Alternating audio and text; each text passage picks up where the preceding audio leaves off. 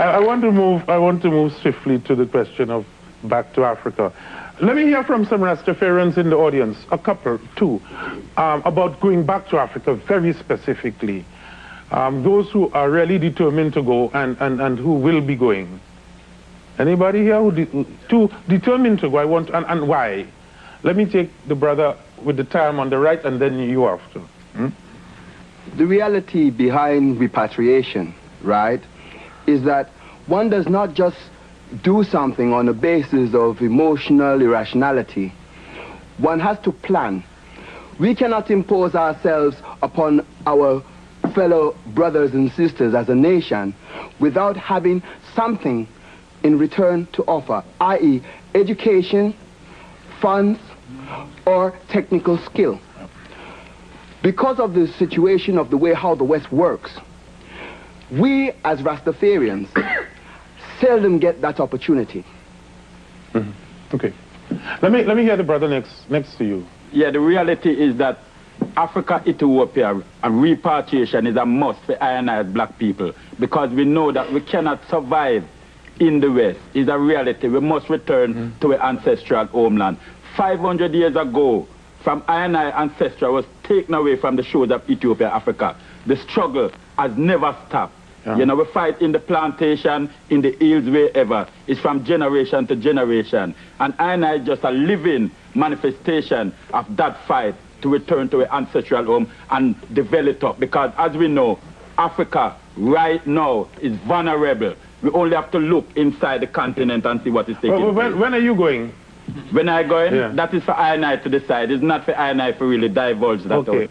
Sister, would you tell me, are you about repatriation? Are you for? I'm about repatriation for all black people.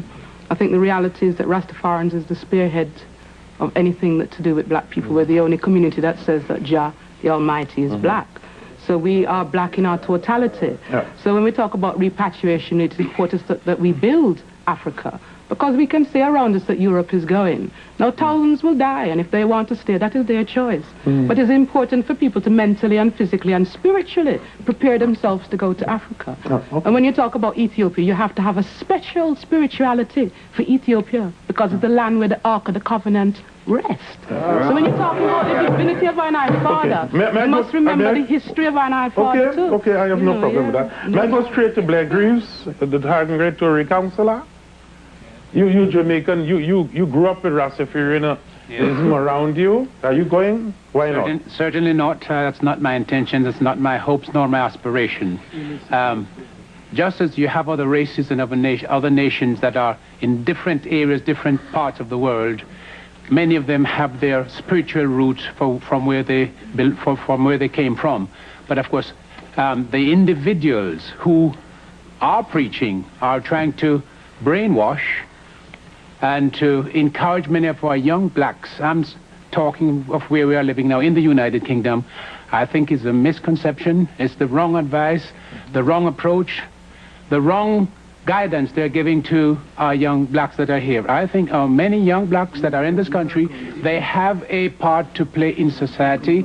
They should stay here and avoid muddling their minds and their thoughts. No, that is wrong. To those that are the older ones that do believe in it, let them keep it that way, but do not spoil the impressionable minds of the young people. Wrong. Marcia Dixon, the religious editor of The Voice, are you here? Marcia, what say you? Return to Africa? I'm going back next week. You're going back next week? Bye. I'm an outside observer. I can understand people having longings to get back to Africa, but from where I'm sitting, sometimes it seems like a rhetoric. It's a hope that people have, but maybe aren't that interested in actually carrying it out. That's how it comes over to me.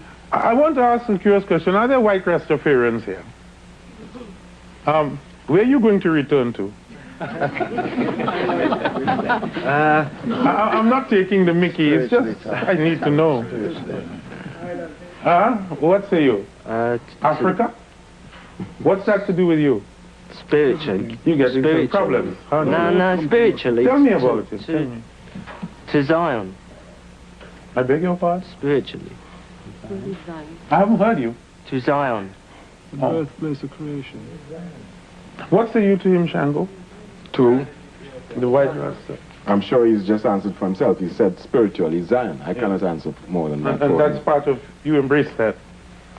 Well, Jah has taught us to live in fellowship with all peoples, yes? And you will find that example also in Ethiopia, that for centuries, many religions have lived side by side.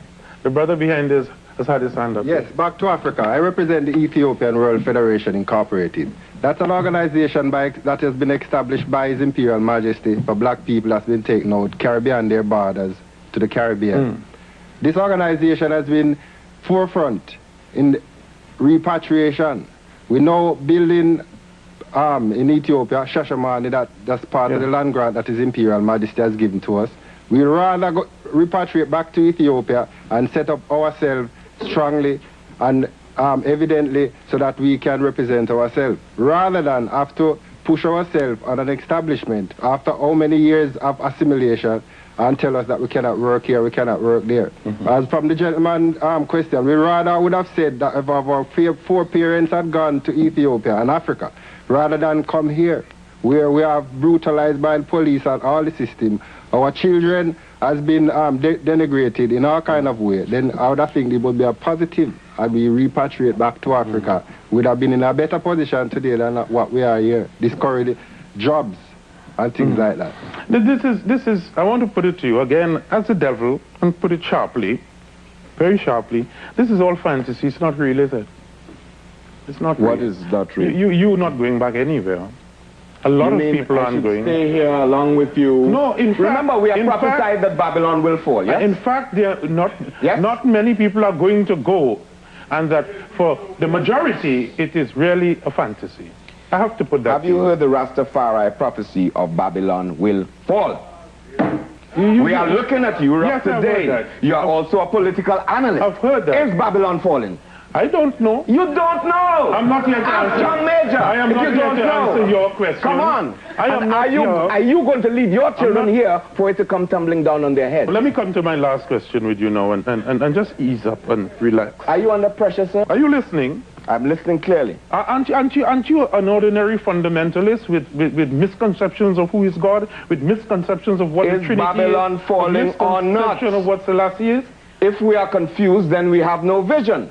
But if from 30 or 40 years ago, we can say that Babylon will fall, and we are seeing it happening now, why aren't you convinced? Why aren't you convinced? You're not the real item. If you were the real item, you'd be baptized next Sunday. Why? And be in the Ethiopian Orthodox Church. Why? Because that's where loads of Rastas are right now. Not really. Oh. Not really. Can I say something with this? Okay, thank you for coming, Shambo. Thank you. Is Rastafarianism a religion of such standing that Trevor Dawkins and young people like him should be required to make the sacrifice he made in order to keep the faith? You may have already reached an opinion. I will now take a few moments to consider whether I am convinced. Thank you, Shango Baku, for coming and sit there for a while. Rastafari. Thank you. Thank you, everyone else, for joining me. Stay there for a while. The devil's advocate has finished his examination. In a moment, his judgment.